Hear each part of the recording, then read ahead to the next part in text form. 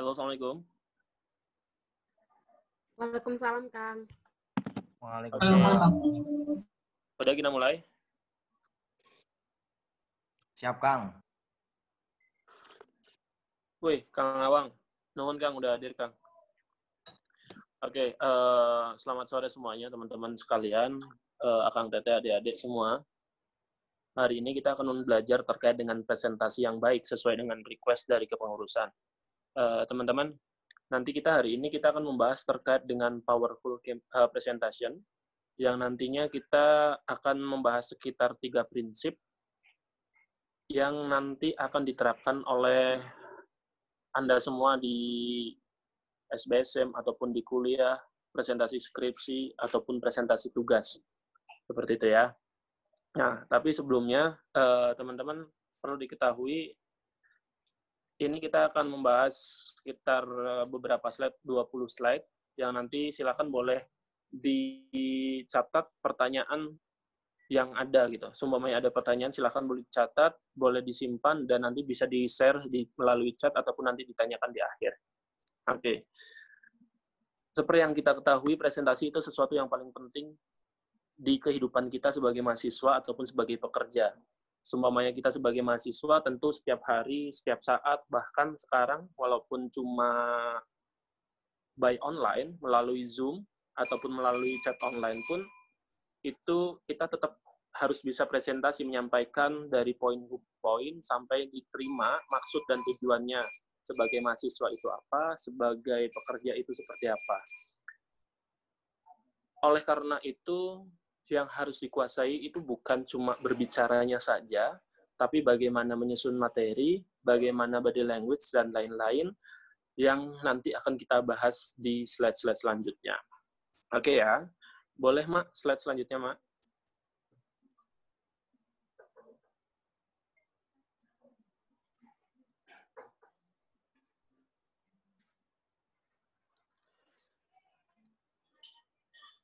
Boleh selanjutnya, Mak? Nggak perlu kenalan ya, soalnya udah kenal. Oke, teman-teman, silakan boleh jawab dalam hati ataupun lewat chat ya. Pernah nggak sih merasakan DCT gitu, grogi, cemas, takut? Di presentasi, basic paling awal adalah yang dirasakan itu pasti grogi gitu. Sesuatu grogi, mungkin teman-teman merasakan psikosomatis, baru berdiri aja seolah kita mau ngomong, kaki itu mulai lemas, kaki. Selanjutnya juga tangan mau bergerak juga susah, seolah badan kaku, mau mengucapkan itu juga sulit. Itu basic paling awal, grogi. Selanjutnya itu lanjutnya cemas. Ketika udah cemas, itu akhirnya timbul rasa takut. Bukan cuma saat mau presentasi saja, tapi ketika besoknya mau muncul di depan umum, mau presentasi, muncullah rasa takut ataupun merasa trauma. Aduh, saya takut nanti barangkali nanti ada yang membuli, ataupun nanti ada yang memberikan pertanyaan sulit, atau nanti presentasi saya tidak sesuai dengan harapan yang lain. Seperti itu pasti ada, dan teman-teman juga pernah merasakan hal tersebut. Itu perlu dicatat, pernah atau tidaknya juga harus ditulis dulu tuh, supaya kita sambil muhasabah gitu, sambil kita introspeksi, pernah nggak sih merasakan ini gitu. Oke, selanjutnya.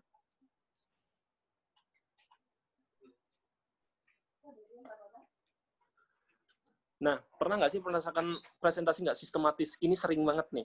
Kita baru Assalamualaikum warahmatullahi wabarakatuh. Perkenalkan, nama saya Aditya Herlambang. Tiba-tiba setelah pembukaan, setelah pendahuluan, kita nggak ngerti lagi nih. Tiba-tiba blank gitu. Kita mau membahas poin apapun, kita nggak ngerti, nggak paham. Bahkan kadang baru pembukaan, pendahuluan, isi, tiba-tiba loncat penutup nih. Padahal isi itu belum dikupas semuanya gitu. Dan itu sering terjadi, dan ini sangat membahayakan. Karena kenapa? Seringkali ketika kita blank, baru salam pun, memperkenalkan diri, ada yang celetuk satu, ataupun ada yang herai 1, 2, 3 orang, itu akhirnya membuat kita blank. Ketika blank, apa yang terjadi? Akhirnya juga hilang semuanya. Hilang materinya, ketika kita mau menyampaikan juga akhirnya nggak jelas. Seperti itu. Dan itu pasti pernah dirasakan gitu, termasuk juga saya. bukan dulu saja, terkadang juga saya malah masih merasakan presentasi tidak sistematis ketika kita lalai dan tidak menyusun materi. Seperti itu. Oke, slide selanjutnya, Ma.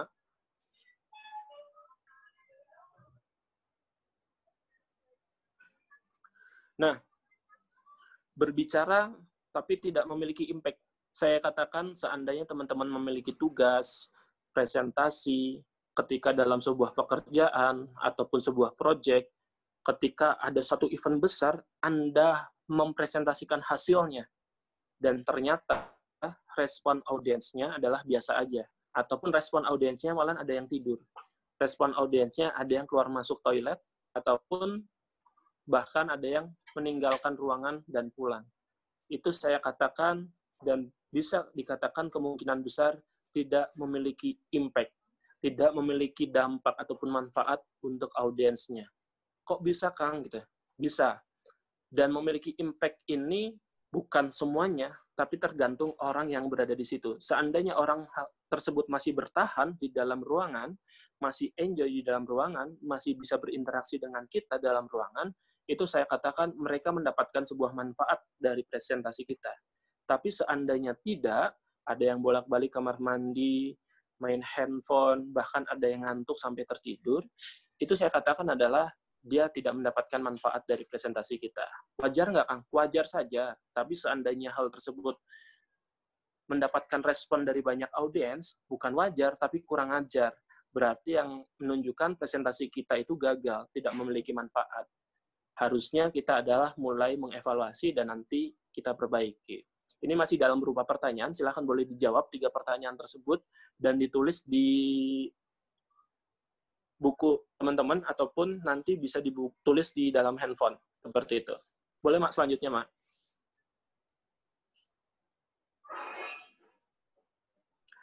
Oke, terus kira-kira dampaknya apa gitu. Sekarang bayangkan seandainya 3 pertanyaan tadi yang basic tadi merasakan grogi, cemas, takut itu Anda rasakan gitu, Anda alami. Akang Teteh alami. Yang kedua itu presentasi tidak sistematis, itu juga dialami oleh kita gitu. Kita mengalaminya tersebut, kita presentasi gagal karena tidak sistematis dan akhirnya campur aduk, acak adut dan akhirnya blank. Yang selanjutnya, yang terakhirnya adalah kita presentasi tidak memiliki impact. Dampaknya apa gitu? Dampaknya kira-kira ada yang mungkin pusing, stres, kena bully. Terus apa lagi kira-kira? Ada yang mau jawab? Kira-kira apa dampaknya?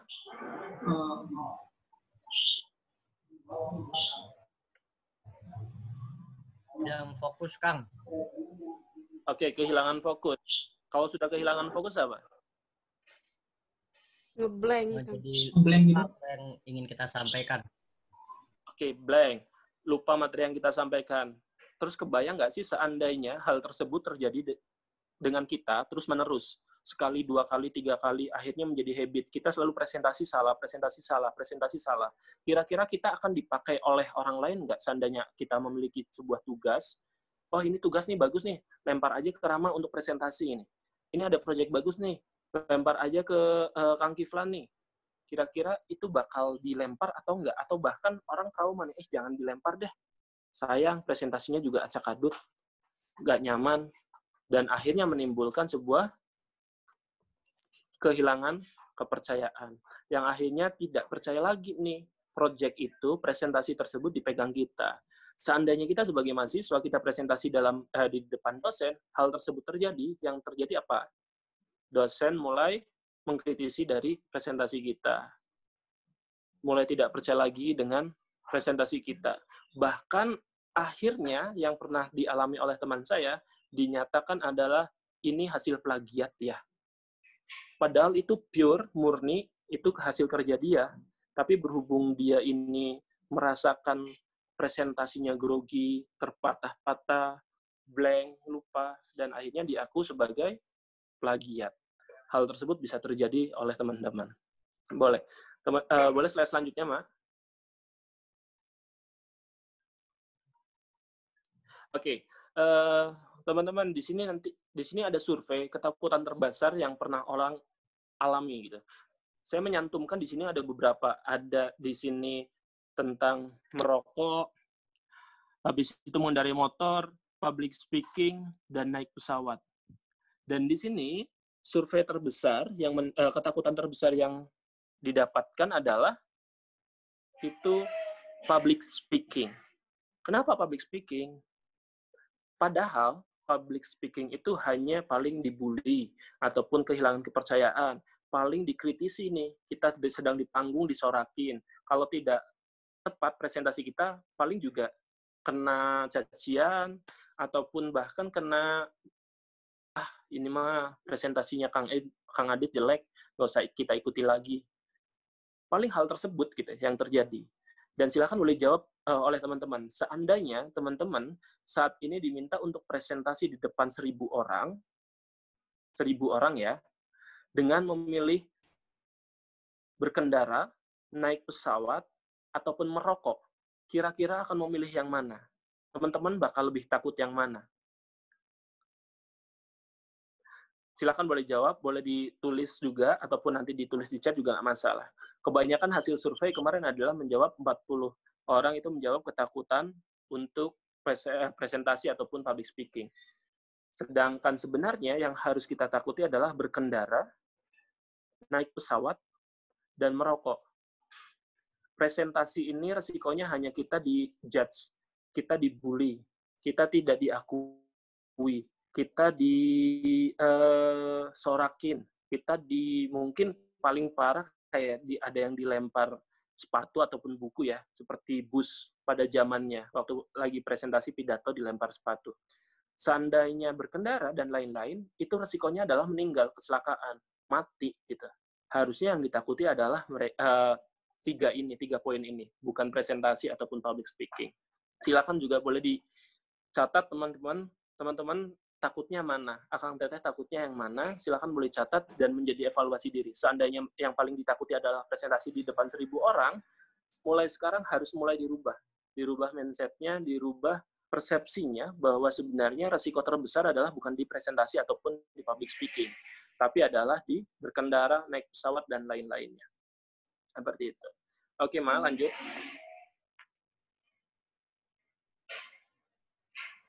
Oke, seperti yang sering kita dengar dalam kehidupan sehari-hari adalah mulutmu adalah harimaumu.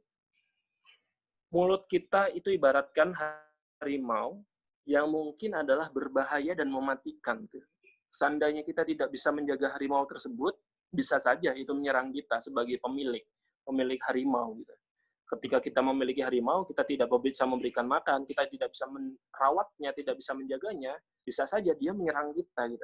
Dia bisa saja menyerang pemilik dan menerkam, bahkan bisa membunuh. Begitu pula mulut kita. Gitu. Tapi dalam presentasi, dalam hal ini presenter, yang sebagai mulutmu ataupun harimau, itu bukan cuma mulut saja. Gitu. Tapi semua perilaku, mulai dari mulut, habis itu tingkah laku ataupun perilaku, dan juga sikap, itu juga menjadi harimaumu. Gitu. Jadi hati-hati dalam ketika presentasi, ketika kita mengucap, bertingkah, bersikap, itu juga harus hati-hati. Sumpamanya fakta yang ada, seperti yang kita ketahui, sumpamanya kemarin, sumpamanya dengan mulutmu adalah harimaumu, beberapa saat lalu masuk berita yang mengucapkan mudik dengan, apalagi? Mudik dengan pulang kampung itu berbeda. Kalau di KBBI itu sama. Tujuannya sebenarnya baik, Presiden Jokowi, tapi orang lain itu persepsinya berbeda, akhirnya terpecah belah, menimbulkan sebuah persepsi, dan akhirnya itu saat ini viral, dan menjadikan sebuah topik baru yang dibahas di berbagai media. Itu juga harus hati-hati ketika yang kita ucap, karena kalau kita ucap, yang kita ucap adalah seperti peluru. Kalau kita udah tembak, kita nggak bisa pegang lagi, kita tarik lagi. Itu harus hati-hati. Dan termasuk juga sikap. Saya punya teman, seorang mahasiswa STKS dulunya, sekarang sudah alumni, ketika presentasi skripsi, dia menampilkan bahasa yang bagus, yang tegas, lugas, dan segala macam. Tapi posisi presentasi dia saat itu bersender di meja, tangannya ke belakang. Kebayangkan? Dan hal tersebut juga akhirnya menjadi nilai min. Karena apa? Lagi-lagi mulutmu adalah harimaumu dalam presenter ataupun presentasi, ini harimaumu bukan cuma mulut saja, tapi sikap. Karena di situ dinilai mulai dari attitude. Itu yang perlu diperhatikan. Nah, hal ini juga sering saya temui nih. Ketika di SBSM ada pemateri yang menyampaikan materi, tapi sambil bersender gitu. Tapi hal tersebut mungkin akan diwajarkan seandainya hal tersebut sudah menjadi habit. Habit, akhirnya wajar. Mungkin yang berbeda menjadinya adalah abnormal. Seperti itu. Ini yang perlu diketahui ya, yang pertama. Boleh, Mak? Selanjutnya.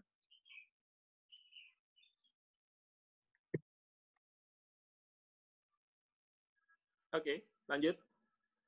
Nah, dari itu, kita berbicara banyak nanti tentang presentasi, kita akan mempraktekkan, sebenarnya referensinya banyak sekali tentang presentasi, public speaker. Itu sangat banyak. Nanti teman-teman boleh cari, boleh search, boleh simpan, boleh pelajari, dan di sini saya tidak akan menjelaskan terkait dengan yang namanya public speaking itu apa, presentasi itu apa, presenter itu apa, silahkan boleh cari referensinya, seperti itu. Nah, teman-teman, seperti yang tadi sudah dibahas dari awal sampai saat ini, perhatikan betul-betul poin-poinnya, apa yang harus diketahui, apa yang harus ditakutkan, apa yang harus kita sikapi. Karena hal tersebut akan menjadikan sebuah dasar ataupun pondasi. Nah, kalau di sini, di materi saya akan membahas secuil terkait dengan presenter ataupun presentasi yang saya rangkum menjadi 3 prinsip. 3 prinsip powerful presentation. 3 prinsip di sini ditulis adalah 3 prinsip, yang artinya prinsip ini harus dilakukan semua seandainya teman-teman mau presentasinya baik, presentasinya diakui, presentasi itu powerful. Prinsip ini ibarat kata menara, seperti yang teman-teman lihat di situ, ada menara Eiffel. Seandainya prinsip ini, katakanlah prinsip ini adalah pondasi menara tersebut. Seandainya satu prinsip ini saya patahkan, masih ada 3 prinsip, masih bagus, masih bisa bertahan, tapi sudah mulai goyah, miring. Seandainya 2 dipatahkan, mulai miring ke sebelah, ataupun bahkan iman kita ataupun dasar kita sebagai presenter dan public speaking nantinya, seperti itu. Oke ya, silakan Mak, boleh lanjutkan Mak. Oke, teman-teman, unforgettable itu maksudnya adalah sebuah pesan ataupun apapun yang kita sampaikan itu mudah diingat, mudah dicerna, dan nantinya akan menjadi sebuah belief system yang baru gitu. Ataupun sebuah memori yang tertanam, dan itu gampang, oh ya ketika presentasi dia langsung praktek bisa, seperti itu. Oke ya, ini prinsip yang pertama, unforgettable. Perlu diketahui prinsip yang pertama. Nanti kita ada 3 prinsip. Oke, boleh Mak, lanjut Mak. Unforgettable itu punya subpoin. Ada 3 poin, yang 3 atau 4. Yang pertama itu adalah one presentation, one key message. Oke ya, satu presentasi, satu slide, ataupun satu presentasi Anda itu punya satu kunci. Satu kunci pesan, satu presentasi. Oke ya, teman-teman harus memetakan itu. Yang terjadi adalah satu slide biasanya diberikan tumpukan-tumpukan tulisan yang akhirnya kita sebutnya adalah presentasi koran. Yang biasanya seandainya tulisan tersebut definisi terkait dengan satu poin, nggak masalah. Tapi seumpamanya sudah satu poin, poin kedua, poin ketiga itu masih dalam satu slide. Itu yang bermasalah. Jadikan satu slide ini menjadi satu kunci pesan. Oke ya, yang nantinya mudah diingat, supaya teman-teman nanti presentasinya juga enak, dan teman-teman tahu nih, oh ya setelah ini presentasinya tentang apa, presentasinya tentang apa, presentasinya tentang apa. Audiens pun menerimanya juga gampang dan enak, seperti itu. Dan hal ini sering terjadi di masa kuliah saya pernah merasakan juga. Di masa kuliah itu saya memasukkan sebuah pesan yang mungkin kiranya itu satu slide itu penuh, dari atas sampai bawah, bahkan tulisannya kecil-kecil. Itu salah. Setelah saya pelajari itu salah, dan itu sangat mengganggu. Mulai dari mata, ataupun ketika mau kita presentasikan juga kita bingung. Yang akhirnya, presentasi muncul tulisan seperti itu, akhirnya kita diajak seolah-olah kita diajak untuk membaca slide tersebut. Dominan akhirnya kita membaca. Hati-hati dengan itu. Boleh, Mas, selanjutnya?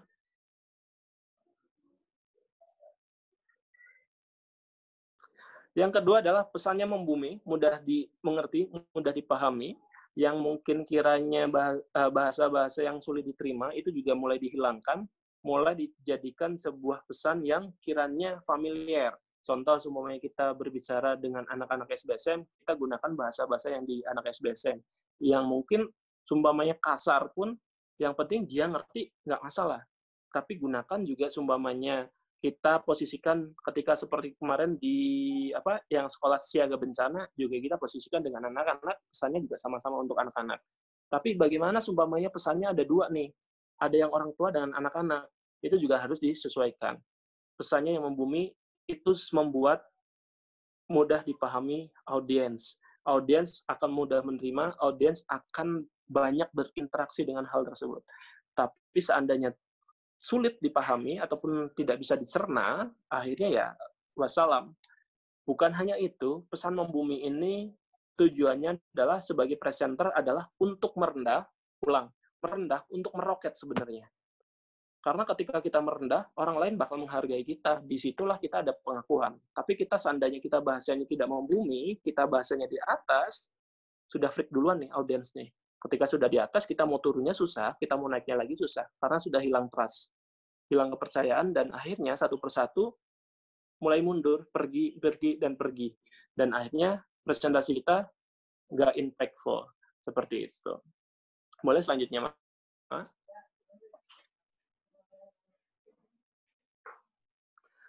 Delivery yang menarik sebenarnya, di modul ini, delivery yang menarik ini ada tersendiri nih. Mudah-mudahan nanti bisa kita diskusikan terkait dengan pembuatan modul terkait dengan delivery ini.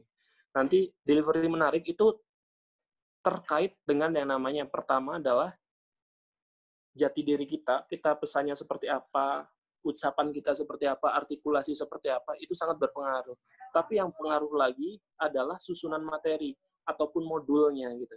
Seandainya modulnya belum tersusun rapi, tidak ada ritmenya, tidak ada fase-fase 1, 2, 3, tiba-tiba 1, 3, 2, 4, 5, 6, seperti itu, masih acak-adut, itu pun akan sulit dimengerti, sulit dipahami, dan sulit tercerna. Akhirnya, delivery ini tidak tersampaikan.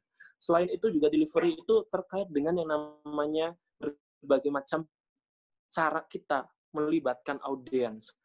Delivery sumpamanya satu arah seperti ini, itu juga sangat terganggu. Seharusnya adalah presentasi yang baik adalah kita melibatkan audiens, melibatkan kawan main kita. Seandainya satu arah seperti ini, saya mau mengajak teman-teman untuk terlibat, itu sulit. Dan hal ini juga akhirnya memblok kita. Teman-teman perasaannya juga, nanti deh dengarnya Kang Adit, nanti deh bisa mungkin lihat recordingnya, ataupun nanti bisa tanya sama teman, nanti bisa belajar sama teman. Nanti banyak sekali alasan seandainya delivery kita tidak menarik, karena cuma satu arah, ataupun kita tidak melibatkan audiens, seperti itu. Termasuk juga tools juga sangat penting. Bahkan sekarang, presentasi saat ini yang sedang terjadi adalah ada yang namanya board game presentation. Gitu. Kenapa board game? Karena sekarang para trainer, coach, dan lain-lain, presentasi sudah mulai menggunakan sebuah games. Bukan games lagi seperti ice breaking, tapi seperti tools game betul-betul, kayak Monopoly dan lain-lain. Tapi di situ didesain sesuai tujuan masing-masing. Sumpamanya tujuannya adalah untuk presentasi terkait dengan katakannya sukses di usia muda. Mereka akan membuat games yang sama ketika sudah presentasi, mereka diajak untuk terlibat dalam sebuah games yang mereka mainkan satu tim seperti itu.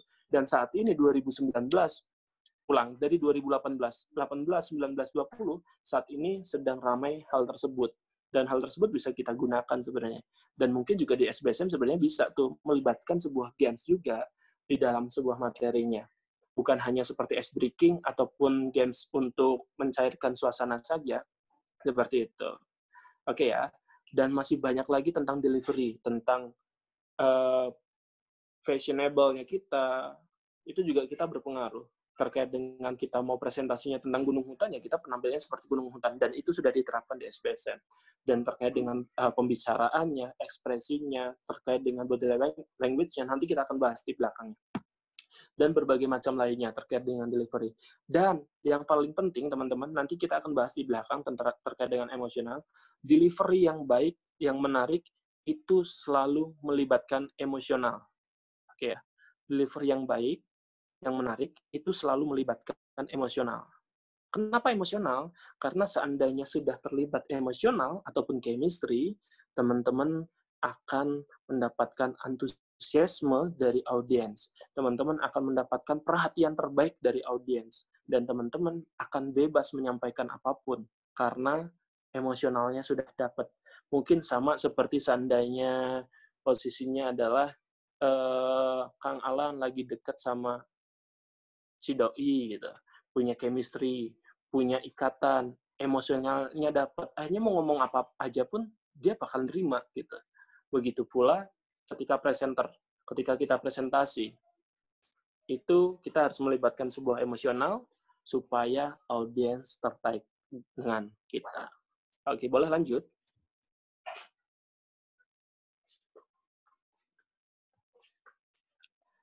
Prinsip yang kedua, yaitu adalah build the chemistry. Mohon maaf, umpamanya tulisannya salah. Build the chemistry. Bangun chemistry, bangun kedekatannya, supaya teman-teman mendapatkan emosional tadi. Seperti yang tadi saya katakan, untuk delivery, kita juga perlu yang namanya membuild chemistry, emosional, kedekatan, supaya audiens itu memberikan perhatian terbaiknya. Ibarat kata, seumpamanya kita sudah mendapatkan chemistry, udah kita nggak usah susah-susah nih. Kita mau presentasi, audiens pun nggak bakal meleng sedikit pun. Bakal melihat yang terbaik dari audiens. Seperti itu. Itu yang perlu diketahui di prinsip yang kedua. Nah, di build the chemistry, ini sama aja seperti teman-teman lagi membentuk sebuah kedekatan dengan teman kerabat yang nantinya seandainya teman-teman ini tidak memberikan, itu ada yang kurang gitu. Ada yang susah dan akhirnya audiens akan mulai meninggalkan sedikit demi sedikit. Seperti itu. Oke, lanjut, Ma.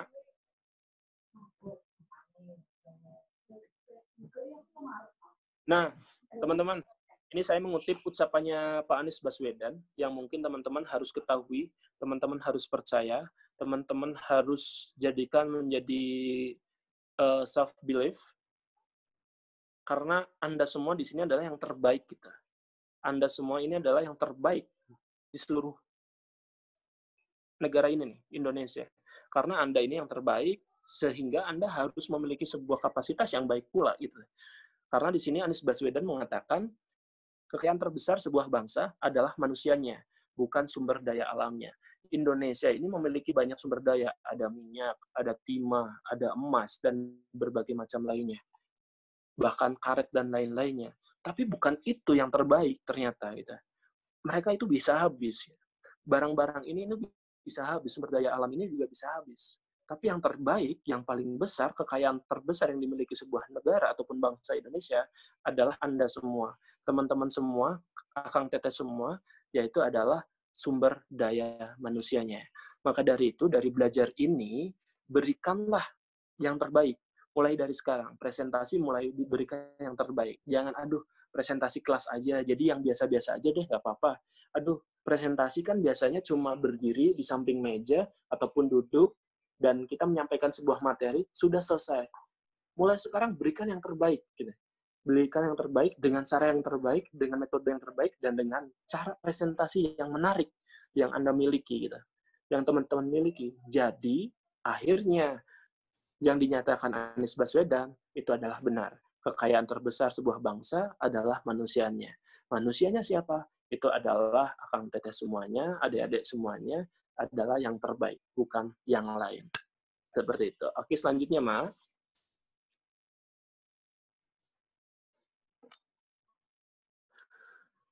Di prinsip ini memiliki subbagian. Yang pertama harus diketahui untuk mendapatkan prinsip kedua itu adalah kenali diri sendiri. Teman-teman harus mengenali nih diri sendiri. Yang dimaksud kenali diri sendiri adalah siapa kita sih gitu. Siapa kita? Posisi kita itu di mana? Posisi kita itu sebagai apa? Seandainya kita presenter sebagai mahasiswa, kita posisikan adalah sebagai mahasiswa yang sedang berpresentasi, bukan sebagai mahasiswa yang sedang menyampaikan materi biasa. Tapi katakanlah saya presenter dan saya akan memberikan yang terbaik kepada audiens saya. Dan kenali gaya bahasa kita, kenali cara berbicara kita, gaya tubuh kita, dan juga kenali apapun tentang kita, keunikan kita. Kita suka jokes, suka bercanda, masukkan dalam presentasi, nggak masalah. Kita suka yang formal, kita suka tampilan materinya yang bagus, yang menarik, masukkan situ. Kita pintar mendesain, kita masukkan di presentasi tersebut. Jadikan slide kita menarik. Jadikan sesuatu yang kita miliki, power kita, itu kita sampaikan ke mereka. Kita berikan ke mereka. Kita sampaikan ke mereka. Dan katakanlah, audiens pantas mendapatkan yang terbaik dari saya.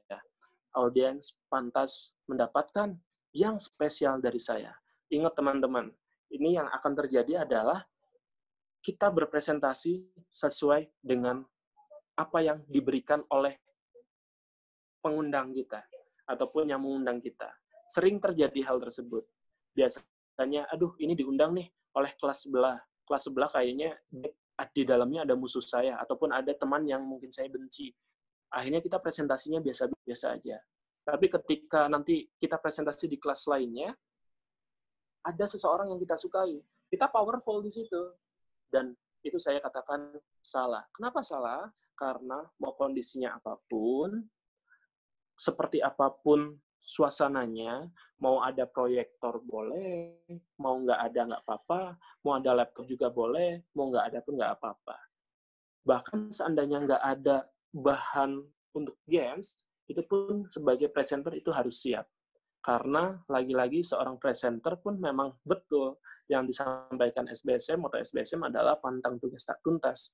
Karena itu, presenter mau gimana pun kondisinya nih, harus bisa untuk menyampaikan sebuah materi.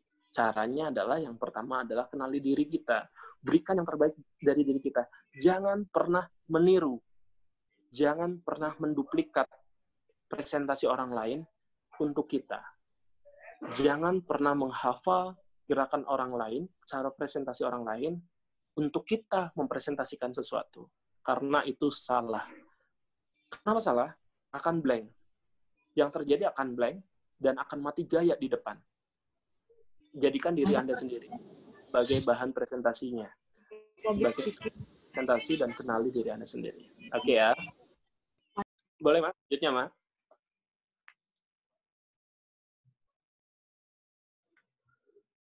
Selanjutnya adalah kenali audiens. Teman-teman, di sini siapa yang pernah merasakan ketika kita presentasi, ada yang keluar masuk kelas, ataupun ada yang tidur, ada yang main handphone, ada yang main pena, ataupun memainkan kaki. Pernah ya? Pernah, Kang. Ya, pernah, Kang. Oke. Kenapa di sini temanya ataupun judulnya itu adalah kenali audiens? Teman-teman harus paham betul bahwa audiens ini memiliki berbagai kriteria, berbagai macam sudut pandang. Teman-teman mempresentasikan dengan cara yang biasa, itu tidak akan terpenuhi semua audiens. Audiens ini tidak akan puas. Contoh, teman-teman boleh flashback lagi ketika presentasi di kelas. Dengan gaya bahasa teman-teman, dengan cara teman-teman, dengan slide yang sudah dibuat, dipaparkan, dan menyampaikannya dengan biasa. Assalamualaikum warahmatullahi wabarakatuh. Seperti biasa menyampaikan materi 1, 2, 3, 4, dan 5. Tapi teman-teman tidak memperhatikan bahwa audiens ada yang kinestetik ataupun perasa. Ada yang auditory, yang lebih suka mendengar, lebih suka dengan suara. Ada juga yang visual, yang artinya dia suka melihat. Seandainya dijabarkan 3 lagi, yang kinestetik itu suka merasa, perasaan, yang artinya libatkan audiens. Dia lebih suka audiens yang tipe ini, yang pertama, yang tadi kinestetik ataupun perasa, audiens ini adalah suka, senang, seandainya terlibat dalam sebuah presentasi tersebut. Siapa sih mereka? Orang-orang yang suka tiba-tiba celetuk, tiba-tiba suka terlibat ataupun pingin join juga dalam presentasi itu. Nanti teman-teman bisa kenali. Terus gimana nih cara untuk memenuhi ini gitu? Seandainya ada audiens seperti ini seperti apa gitu?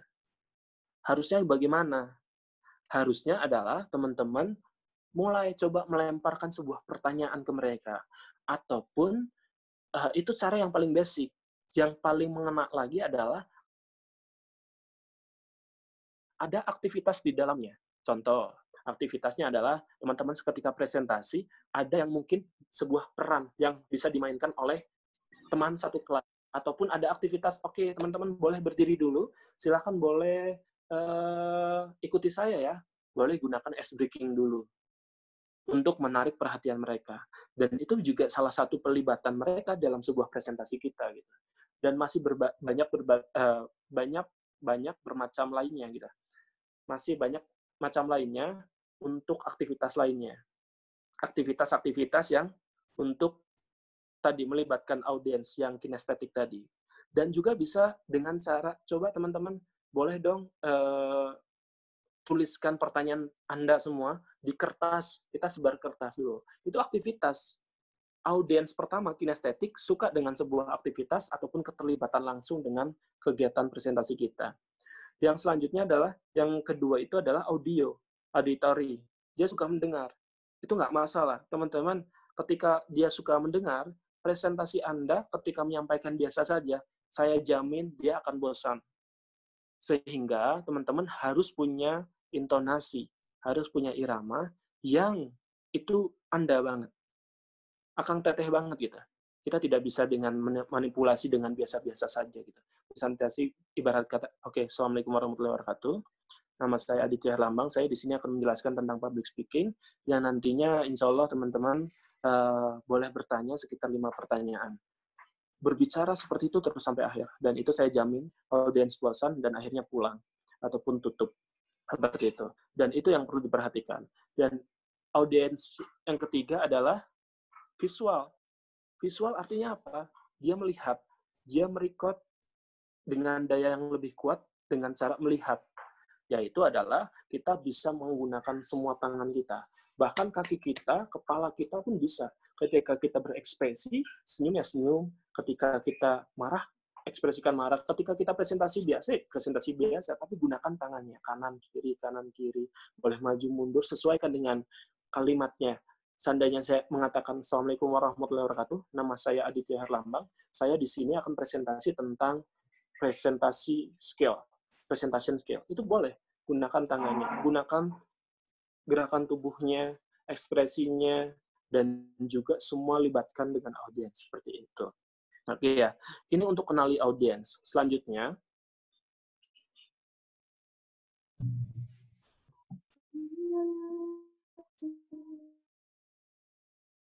adalah kenali materi yang akan dibawakan. Kenapa tadi saya harus ada yang namanya build the chemistry? Karena chemistry itu harus dibangun untuk diri sendiri, yang pertama. Yang kedua itu adalah kenali audiens, kita harus bangun chemistry dengan audiens. Yang ketiga adalah kita harus bangun chemistry dengan materi yang akan kita bawakan. Mustahil sekali seandainya kita belum pernah membahas materi tersebut, kita membuat Hamin 2 jam. Hamin 2 jam kita presentasikan. Hasilnya kurang maksimal. Ada yang maksimal, biasanya adalah orang-orang yang suka ngibul. Orang-orang yang bisa improve-nya tingkat tinggi nih. Nggak bisa presentasi, nggak tahu materinya, yang penting improve aja. Dikait-kaitkan itu bisa, tapi itu tidak powerful. Itu tidak akan mendapatkan presentasi yang baik, yang maksimal. Seperti itu. Kenali materinya. Jelas betul. Kenapa tadi harus mengenali pertama diri kita, selanjutnya audiens, yang selanjutnya adalah materinya. Kenapa seperti itu? Karena kita harus ngerti, otomatis kita sudah pegang materi dasar. Tapi ketika kita membuat materinya, PowerPoint-nya, kita harus sesuaikan. Audiens kita siapa? Jangan sampai audiens kita itu tidak sesuai nih. Mulai dari tampilan materinya, habis itu bahasa materinya, sampai juga dengan cara kita berbicara, seperti itu. Seandainya teman-teman pernah mendengar, bagi modul dong. Oh ya teman-teman, bagi modul pelatihan ini dong. Bagi modul seminar ini dong. Dan seperti yang teman-teman lihat ini, yang di depan ini, yang sedang dilihat, itu bukan modul. Ini adalah PowerPoint. Modul yang sebenarnya adalah di situ tertera ada yang namanya jam, materinya apa, aktivitasnya apa saja yang mau disampaikan. Mulai dari salam sampai waalaikumsalam, itu di modul ditulis seperti itu. Seperti yang saat ini saya gunakan juga modul seperti itu. Dan kenali materinya. Sekali lagi, kenali materinya supaya teman-teman tidak terlihat sebagai menghafal. Karena ketika sudah menghafal, lupa satu huruf ataupun lupa satu kalimat, satu kata pun ke bawahnya akan blank, akan hilang. Sehingga teman-teman yang perlu diketahui adalah point to point, point to point. Kenali materi yang akan dibawakan.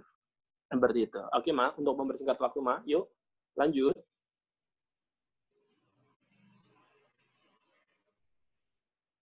Prinsip yang ketiga yang harus dipakai. Prinsip 3 ini itu harus dipakai. Yang pertama itu tadi, 2, 3, dan ini never ending improvement. Never ending improvement, kenapa saya tuliskan never ending improvement? Karena manusia saat ini tidak ada batasnya.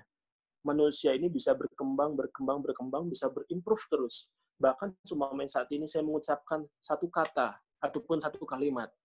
Saya anggota SBSM. Teman-teman bisa improve nih. Saya anggota SBSM, asalnya dari Tegal. Saya anggota SBSM yang suka naik gunung. Itu improve-nya banyak tuh. Bisa dikembangkan, bisa diperbesar lagi, perluas lagi. Yang jelas teman-teman harus improve. Tapi improve itu bukan hanya secara materi. Improve itu bukan hanya secara apa yang akan kita sampaikan saja. Language kita, ataupun dengan body language kita, bukan hanya itu. Tapi nanti akan berbagai macam termasuk terkait dengan diri kita sendiri. Yang nanti akan kita bahas di subbagian prinsip 3 ini. Oke, lanjut, Ma.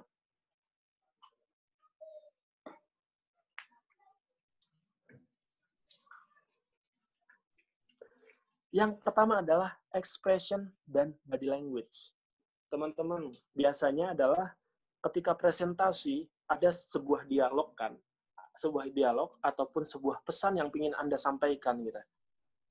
Seandainya teman-teman sedang presentasi terkait dengan bahayanya seandainya kita tidak memperhatikan safety first. Coba bayangkan, teman-teman menyampaikan ke adik-adik tingkatnya ataupun audiensnya, yaitu Ahmud, kita katakan. Bisa disampaikan, coba bayangkan saat ini Anda sedang di atas tebing, tiba-tiba jatuh. Ketika jatuh, sakit. Ketika sakit, bisa jadi patah tulang, bisa jadi juga langsung pendarahan, ataupun juga bisa mati. Dengan ekspresi seperti ini, dapat nggak pesannya? Saya katakan mungkin itu dapat, tapi mungkin adalah kurang powerful gitu. Karena nggak ekspresif. Beda lagi seandainya teman-teman bisa powerful. Nah, bisa menyampaikan, Tuan Nona ataupun Amut, coba bayangin deh sekarang, seandainya kamu di atas, habis itu kamu tali itu patah. Gitu. Patah. Habis itu kamu jatuh. Bayangin deh, gitu. Suami kamu mati itu kayak apa gitu. Seandainya ini ekspresi muka iya, tangan iya, body language iya. Mainkan semuanya supaya dapat ekspresinya, supaya dapat value-nya gitu. Nilainya tuh dapat yang akan kita sampaikan seperti itu. Itu yang perlu diketahui teman-teman. Yang poin ini sangat penting nih karena di sini akan membangun sebuah emosional seperti itu.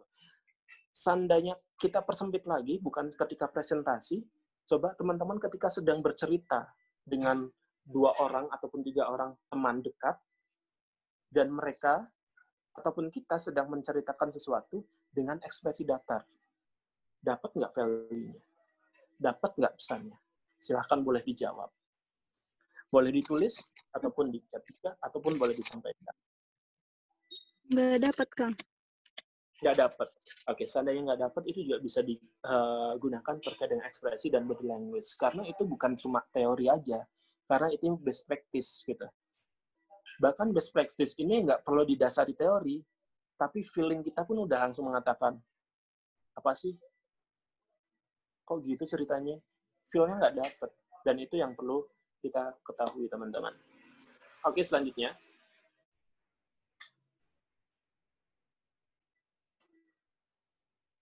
Yang selanjutnya adalah emosional. Emosional jelas di sini. Emosional ini terkait dengan intonasi, irama, segala macam. Ekspresi itu juga membangun emosional. Intonasi pun membangun emosional. Dan juga ekspresi. Dan itu harus digunakan. Emosional ini dibangun dengan cara kita melibatkan audiens.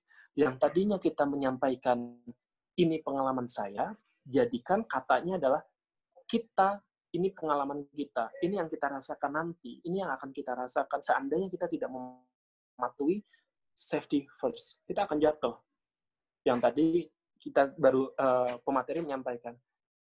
Coba bayangkan, Anda melihat ada seorang pemanjat, talinya putus dan jatuh. Apa yang dia rasakan? Dia itu kan korban. Ataupun pemanjat tadi yang talinya putus. Kita ganti lagi bahasanya dengan melibatkan diri audiens dengan kita. Coba bayangkan Anda nih yang ada di atas sini. Selanjutnya adalah putus. Terus apa yang Anda rasakan? Apa yang kita rasakan seandainya tali tersebut putus dan jatuh? Hal tersebut bukan cuma dengan language saja, bahasa saja, tapi dengan ekspresi, dengan body juga harus disampaikan. Supaya emosionalnya ini tercapai. Oke, satu poin lagi. Lanjut, Mak.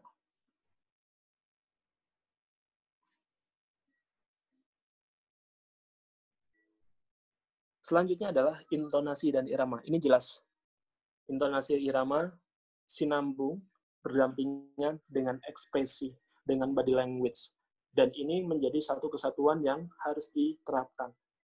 Intonasinya tinggi, mungkin bisa jadinya marah atau puas semangat. Dan iramanya juga naik, sesuaikan. Seperti itu. Dan hal ini bisa disampaikan dengan sesuatu hal yang sesuai dengan mood terkait dengan materinya, bukan mood terkait dengan kitanya ya. Bahayanya adalah intonasi ini biasanya tersampaikan dengan mood kita. Kalau kita lagi mood ya kita happy, sumpamanya tidak, ya udah. Sak karepe, terserah, kumaha urang gitu. Dan nanti akhirnya jadinya kumahang kewe lah. Seperti itu. Itu juga harus diketahui. Mau kondisinya kita baik ataupun buruk, enak atau enggak, kita lagi ceria ataupun sedih, intonasi dan irama harus disesuaikan dengan materinya. Seperti itu. Begitu. Oke, selanjutnya.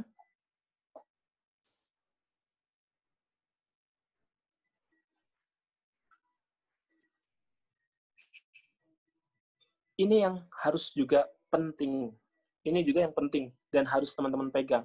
Karena ini sesuatu yang sering kita dengar, yang harusnya kita miliki, yang harusnya kita cari, tapi seringkali kita tidak mau. Yaitu adalah cari feedback, cari masukan, cari kritikan. Jangan cari feedback yang baik-baik. Cari feedbacknya yang mungkin pedas sekali dalam diri kita. Dan itu yang sering terjadi di SBSM. Kita memberikan feedback pedas, kita memberikan kritikan, kita memberikan ibarat kata sampai sakit hati lah ya. Tapi itu masih ada gitu, kita masih berusaha bertahan di situ. Dan itu yang membuat kita berkembang. Dan dalam presentasi ini, itu juga sama nih. Kita carilah feedback dari orang yang tepat. Contoh, ketika teman-teman presentasi, carilah feedback yang mungkin kiranya menurut teman-teman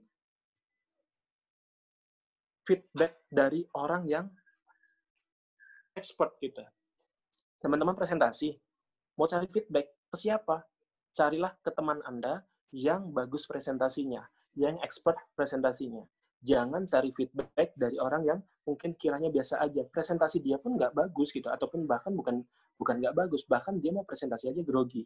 Dia mau komentari, nggak apa-apa, tapi itu nggak punya impact, itu nggak punya dampak pada diri Anda. Karena yang perlu diketahui, ingat satu kalimat ini, satu feedback dari para expert akan mengalahkan 1000 feedback dari para newbie. Satu feedback dari expert akan mengalahkan 1000 feedback dari para newbie. Oke ya, itu perlu diketahui. Dan yang perlu diketahui dari carilah feedback ini adalah harus anti baper. Jangan sampai kita sakit hati nih ketika kita dikasih feedback, dikasih kritikan, dikasih masukan, kita sakit hati gitu. Kalau sakit hati 1-3 detik sih nggak masalah. Tapi kalau sakit hatinya dibawa pulang, ataupun setelah itu masih sakit hati, itu percuma. Itu akan gagal, akan percuma, tidak akan mendapatkan hasil. Seperti itu teman-teman. Jadi harus anti baper, harus terima feedback, dan cari feedback pada expert ataupun ahlinya. Oke, selanjutnya, Ma.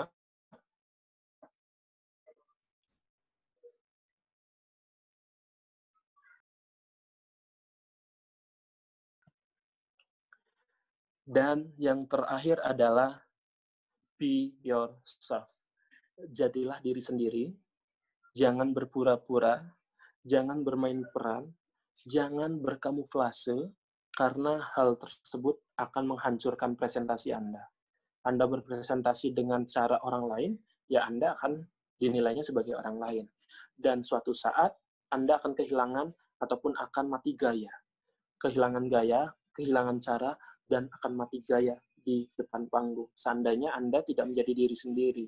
Karena Anda berusaha bermain peran, terus suatu saat Anda akan merasakan sebuah kebosanan dengan cara presentasi yang menduplikat orang lain. Seperti itu. Tapi seandainya Anda mau menduplikat orang lain untuk berlatih, cara presentasinya seperti apa, nggak masalah, nggak apa-apa. Tapi yang jelas, itu harus dibatasi. Sumpamanya sudah berlatih, sudah cukup, move. Jadilah diri sendiri, be yourself. Oke ya, itu yang harusnya teman-teman pakai. 3 prinsip tadi. Seperti itu. Boleh, Mak? Selanjutnya, Mak, yang terakhir, Mak. Closing statement, Mak. If you can speak, you can change word. Itu yang harus teman-teman pegang, teman-teman dan menjadikan sebuah kalimat yang ada dalam diri. Ketika teman-teman sudah bisa berbicara, teman-teman bisa merubah dunia. Seandainya peluru bisa nembak satu orang, kalau ucapan, perkataan, suara teman-teman bisa merubah 100, 1000, bahkan jutaan orang. Itulah yang saat ini terjadi ketika selebgram memiliki pengaruh besar yang bisa mengumpulkan sampai 4 miliar untuk dana COVID. Tahu siapa dia?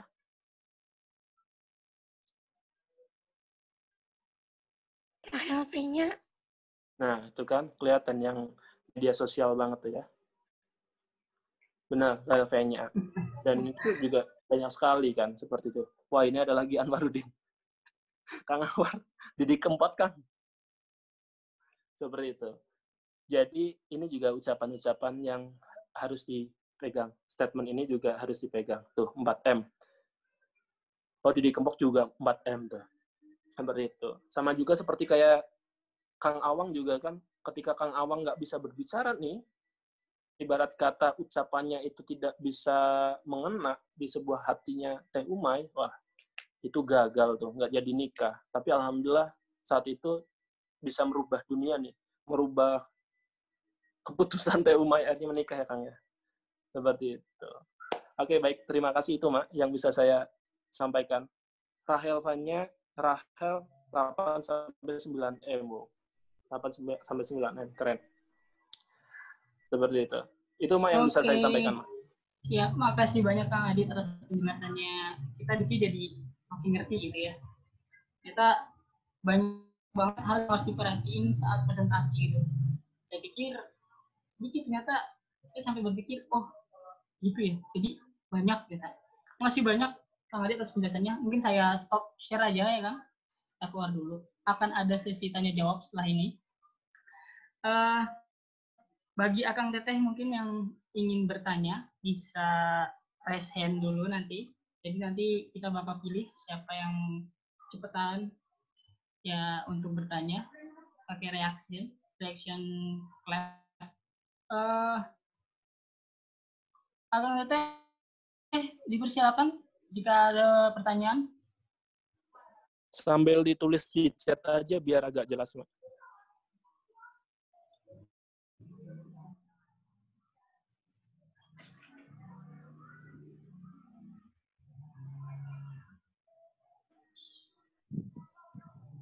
Biar nggak hilang dan bisa pada ingat juga pertanyaannya, bisa ditulis di chat juga, Mak. Oh ya, mungkin bisa ditulis juga ya. Jadi nanti kalau misalnya ada yang bertanya, boleh pakai mikrofonnya dibuka.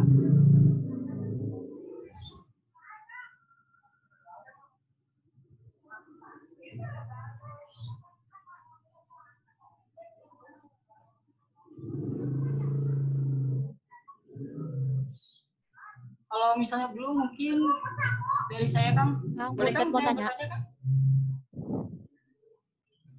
Boleh. Boleh. Terkait presentasi di kelas, kan di akhir presentasi ada sesi pertanyaan ya, Kang. Nah, gimana caranya buat kita jawab pertanyaan orang yang niatnya tapi bukan tanya, tapi kayak nguji teori kita gitu, Kang. Kan itu mematikan tingkat PD kita. Pertanyaannya, Flo, ini pertanyaan banyak banget yang nanya juga nih. Biasanya sengaja nguji ya, ataupun kalau saya biasanya nyebutnya adalah diberikan pertanyaan yang sulit gitu. Karena ini kelihatan banget nih sengaja nyerang kita ataupun memberikan sebuah pertanyaan sulit supaya kita kayak nggak bisa menjawab itu gitu. Kalau yang biasa digunakan, semuanya secara teknis yang bisa dilakukan adalah terima dulu pertanyaannya dan jangan memberikan sebuah respon yang kurang mengenakan juga untuk penanya.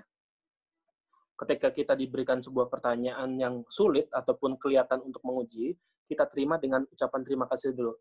Terima kasih, tapi nggak perlu buru-buru terima kasih sebutkan nama, karena itu apresiasi untuk si penanya, supaya nantinya juga dia tidak akan mendebatkan lebih panjang lebar.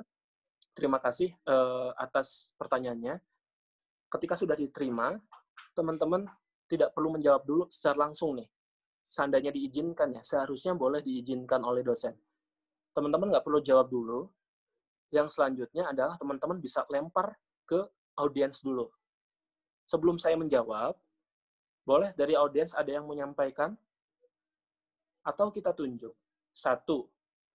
Kita tunjuk nih, satu orang. Ketika sudah satu dengan jawaban tersebut, terima kasih ya, gitu.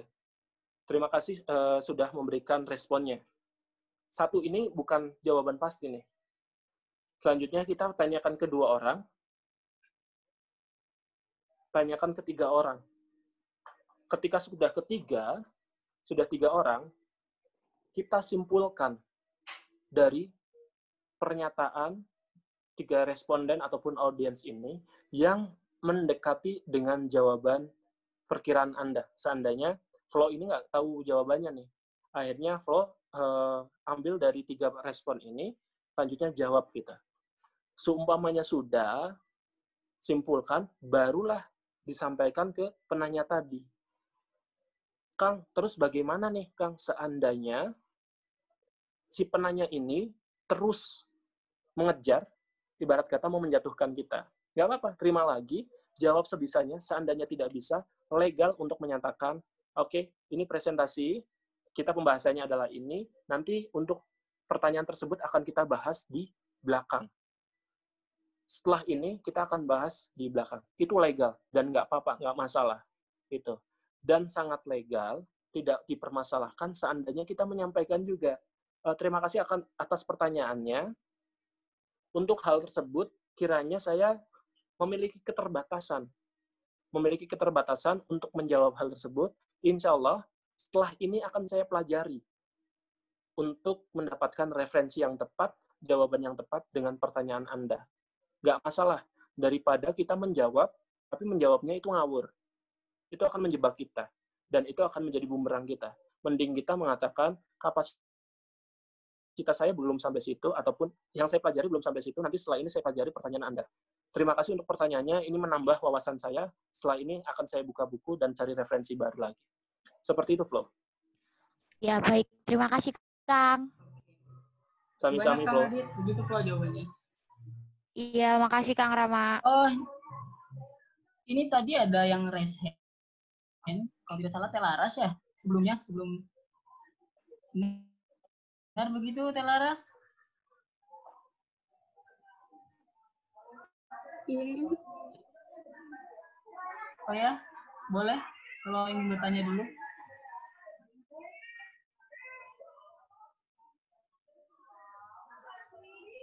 Coba itu, Mak, di chat kalau nggak salah ada tuh, Mak. Oh, ini dari TESLC nih, Kang. Oh, gitu TESLC dulu kayaknya. Ini TESLC bertanya nih, Kang. Untuk presentasi dengan media sosial seperti Zoom atau media lainnya, apakah ada perbedaan dengan presentasi secara langsung atau ada kiat khusus tersendiri? Mengingat kondisi sekarang ini sampai ada yang sidang skripsi lewat media Zoom. Terima kasih. Bagaimana Kang kira-kira? Oke, jelas banget pasti ada perbedaannya, pasti ada perbedaannya, mulai dari settingan ruangan, habis itu suasana juga berbeda ya. Karena seandainya kita secara langsung live presentasi skripsi secara langsung, itu kita cuma punya satu suasana nih. Satu suasana itu adalah di ruangan ujian ataupun sidang. Tapi seandainya kita live seperti ini, kita punya dua suasana, yaitu adalah suasana satu sedang ujian, satunya lagi adalah sedang di rumah, sedang ada keluarga. Mungkin bahkan mungkin di depan kita itu masih ada yang lalu lalang, jalan. Habis itu kita akan mengganggu kita, yang mungkin akan membuat kita terpancing untuk ketawa dan terbawa suasana di yang saat ini saya ada. Gitu. Tapi secara yang lainnya, untuk masalah ekspresif, body language, dan lain-lain sih tidak. Seandainya mau ekspresif, boleh ekspresi juga. Seandainya senyum juga. Yang tapi pasti ada perbedaannya karena tidak bisa totalitas seperti secara langsungnya. Tapi lagi-lagi adalah kita memberikan yang secara totalitasnya, terbaiknya seperti apa. Kalau perbedaan pasti, saya nggak bisa berdiri, semuanya mau berdiri, handphone juga harus diletakkan dengan jauh supaya kita bisa berekspresi, kaki, tangan, segala macam. Dan kalau sumpamanya kita berdiri pun, kita tidak bisa gerak-gerak kan. Karena kamera ini kan standby, tidak bisa di-move. Semuanya moving juga sepertinya susah, karena bakal ada gangguan signal, delay, dan segala macam.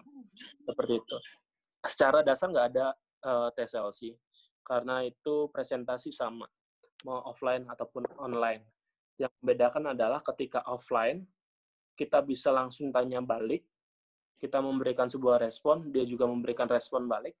Tapi seumpamanya secara online, saya harus menyelesaikan dulu semuanya, baru ada pertanyaan. Karena seumpamanya TikTok, saya menyampaikan pertanyaan, terganggu dengan sinyal. Seperti itu. Nuhun. Oke, begitu jawabannya. Terima kasih. Makasih banyak Kang pertanyaannya. Mungkin ada audiens lain yang ingin bertanya? Laras?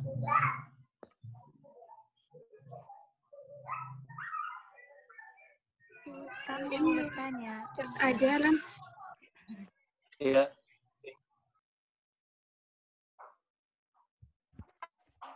Ini ada pertanyaan dari Di Laras. chat. Jadi ini chatnya private langsung ke saya. Pertanyaan gini Kang, misal kita udah menguasai materi ini sebelum presentasi, tapi pas tiba-tiba udah tampil di depan, ketika blank dan kita jadi bingung. Pada akhirnya kita menyampaikan materi tidak memuaskan, tidak sesuai apa yang kita rencanakan. Intinya kurang percaya diri gitu Kang. Jadi gimana sih caranya biar kita bisa benar-benar percaya diri untuk presentasi di depan atau bicara di depan banyak orang? Gitu, Kang. Oke, makasih. By the way, terima kasih Pak Direktur juga udah hadir tuh, Pak Direktur Politik Kesos dan Centin. Oke, seandainya kita blank dan segala macam, kuncinya tidak ada lain sebenarnya adalah latihan, Mak. Latihan, dan latihan. Seandainya kita nggak latihan, kita mau berusaha segimanapun, kita nggak akan bisa. PD itu didapatkan bukan secara tiba-tiba dengan cara tersendiri kita mempersiapkan apa, tapi yang kita persiapkan adalah latihan seperti itu.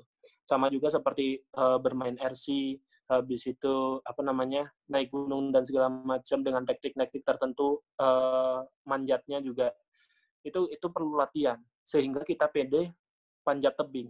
Semuanya kita nggak latihan, kita nggak pede naik tebing, dan ketika kita di ketinggian pun kita tidak pede, pasti rasanya takut untuk jatuh.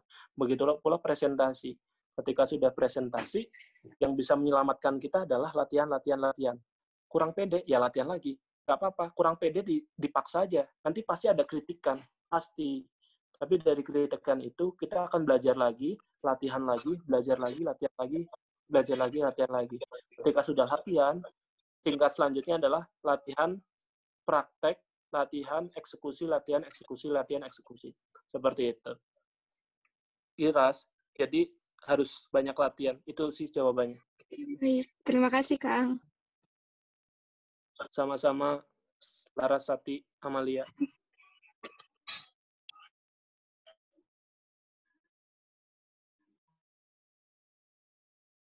Kalau Kang Awang, Kang Rendra, kayaknya nggak perlu tanya itu. Soalnya kebetulan dia mentor saya itu. Kalau Kang Awang, Kang Rendra, kalau dia mah mentor saya soalnya.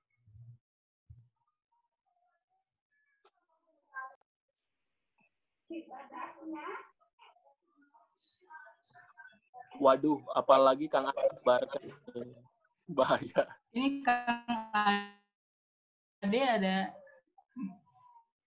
Ade ingin bertanya. Mangga, Kang? Boleh. Puasanya kapan? Izin bertanya, Kang Adit, puasanya irahannya. Insya Allah enjing, Kang. Oh, alhamdulillah. Sok mangga dilajeng. Punten telah ya. Mohon Kang, yes.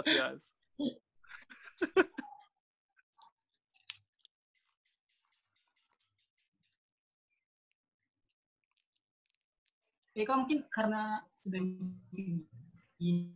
ini juga ya.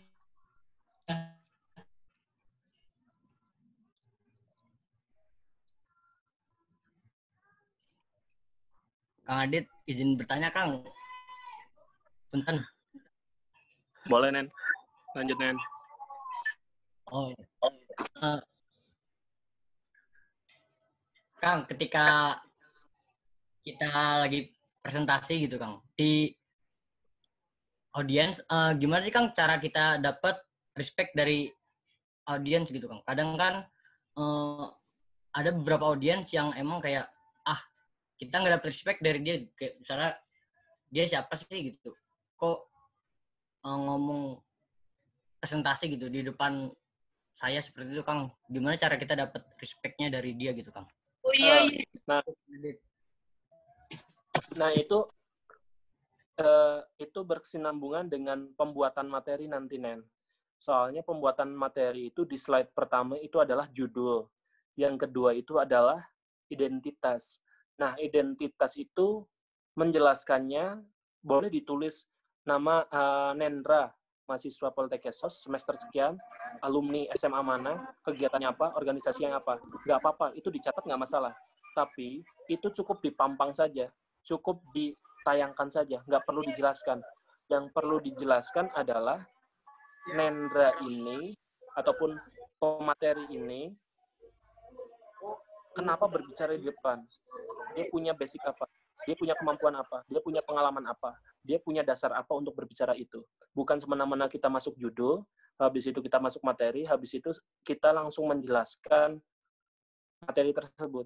Tapi jelaskan dulu nih, di identitas, di slide kedua, identitas itu adalah kita menjelaskan kenapa sih kita berbicara terkait dengan materi ini. Kapasitas kita itu apa? Pengalaman kita itu apa? Kemampuan kita itu apa? Pelatihan yang sudah pernah kita ikuti apa? Seperti itu. Ataupun pekerjaan kita yang sesuai dengan itu apa? Dan yang diceritakan, ulang, bukan hanya disebutkan, tapi diceritakan menjadi sebuah storytelling yang akhirnya mereka dapat feel-nya bahwa, oh ya, Nendra pantas membicarakan materi ini. Seperti ini.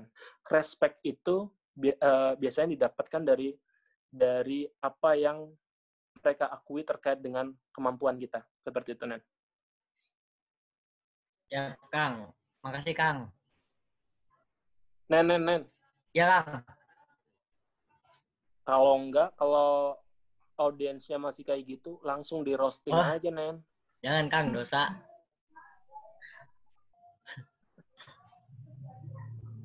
Oke, Nendra, itu jawabannya ya. Kang, mungkin untuk mengefektifkan waktu, ada pertanyaan terakhir dari Teh Tasya.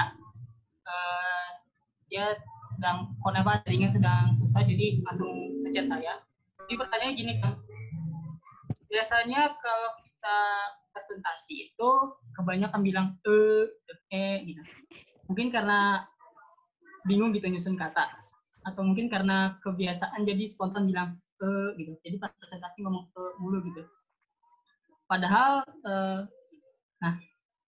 padahal pernah dengar itu nggak baik dan pernah kena tegur juga. Mungkin Kang Adit ada saran atau pendapat gitu atau tips untuk mengatasi hal seperti itu, Kang? Secara presentasi boleh. Selama 5 menit maksimal 3 kali. Secara presentasi boleh, asalkan tidak lebih dari 3 kali dalam waktu 5 menit. Tapi itu akan mengganggu seandainya setiap 5 menit 3 kali. Nah, seandainya ingin dilatih, coba latihan di depan kaca, presentasi, ataupun berbicara sendiri dengan materi yang sudah ada, ataupun materi yang sudah dipersiapkan. Seandainya mulai melupa materi itu, berusaha diam. Dan coba sambil genggam tangan seperti ini. Ini adalah batas. Kita ketika seperti ini adalah respon kita. Supaya kita ketika lupa, sambil kita diam dulu. Daripada kita diam, sejenak sambil ngingat, baru lanjut lagi. Dan itu dilakukan berulang. Lagi-lagi adalah latihan, akan menjadikan Anda sebuah expert. Ceritanya seperti itu, Kas. Akang Tete semuanya. Oke, begitu Teh Tasya. Terima kasih, Kang. Assalamualaikum. Waalaikumsalam. Ya, boleh bertanya, saya Kang? Enggak, Kang? Boleh? Hamba. Ya, jadi Hamba Allah ya, dari hamba Allah. Ya, jadi pertanyaannya gini, kan kadang saya presentasi itu suka ada perasaan, ini orang dengerin saya nggak sih gitu tuh, kayak gitu kan. Terus, nah, banyak sedikitnya itu ngaruh ke psikologi saya. Akhirnya saya nggak pede tuh kan. Nah, kalau misalkan untuk ngatasin masalah kayak gitu, harus gimana sih gitu? Ataukah cara ada tips dari Kang Adit gitu? Terima kasih, Kang. Nuhun, Kang Rendra. Sepertinya Kang Rendra ya. Suaranya Kita nggak bisa lagi di astronot dulu. Penting. Emang. Lagi di luar angkasa dulu, coy. Jadi gimana itu, Kang? Oke. Enggak, Kang. Kang Ren, kalau yang biasa saya lakukan nih Kang, biasanya sumpamanya udah nggak pede kayak gitu ya, dibablaskan we Kang, mulai menggila gitu. Ini sih pernah juga dapat tips juga dari senior saya, hamba Allah gitu. Tips dari Kang Rendra dulu tuh. Kenapa sih senior saya ini, Kang Rendra itu, kalau di depan orang tuh kayak nggak punya malu gitu. Asal juga gerak ataupun aktivitas juga bebas, ngomongnya juga enak dan segala macam bisa lepas gitu. beliau itu pernah menyampaikan katanya yaudah masa bodoh sabodo teuing gitu. Yang penting yang saya rasakan, yang saya sampaikan itu benar. Sumpamanya nggak benar baru kita ngerasa itu. Sumpamanya ngerasa grogi ya grogi karena kita nggak totalitas gitu. Kita masih ngerasa di situ bukan area kita gitu. Tapi sumpamanya sudah di area kita ya kita bakal asal ngecablak, ceplas-ceplos juga bakal enak gitu. Dan itu yang pernah saya dapatkan juga tuh dari senior saya Kang Rendra.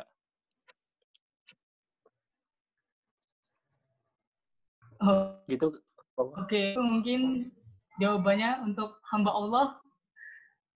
Terima kasih, Kang. Oke, Kang, mungkin pengen ketemu Kang Rendra. oh, siap. Kan ada waktunya hamba Allah. Oke, Kang Adit, mungkin karena waktu sudah mau menjelang maghrib juga ya. Pertanyaan dari hamba Allah, mungkin saya pikir adalah pertanyaan terakhir. Dan saya ingin mengucapkan selamat malam. terima kasih banyak. Saya ingin mengucapkan terima kasih banyak untuk Kang Adit telah meluangkan waktunya untuk SBSN terutama. Habis maghrib Dan bikin lagi rumah. Saya ingin mengucapkan terima kasih kepada Akang Tete yang telah hadir di sini bergabung Terima bersama kasih kita. juga Sarangheo.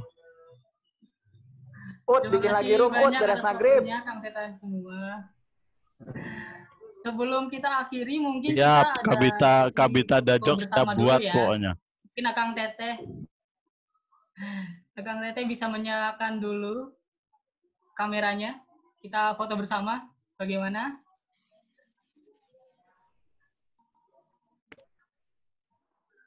Setuju Kang Rama.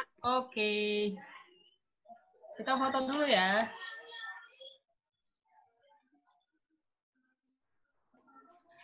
Ayo. Ada yang belum itu nih, ada yang belum buka kameranya nih. Wek, bel. Saya maksa ngurungkan kamera. Yang ada sedang Halus kia aing mah, bel. Centin, apa kabar Centin?